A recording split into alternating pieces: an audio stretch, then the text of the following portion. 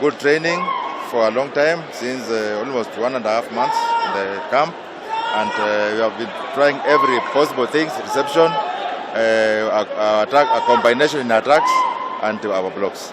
So that has given us success, and I'm happy that we have won this match 3-0. Players, at least every position has worked very well. The setting, the middle and the wings.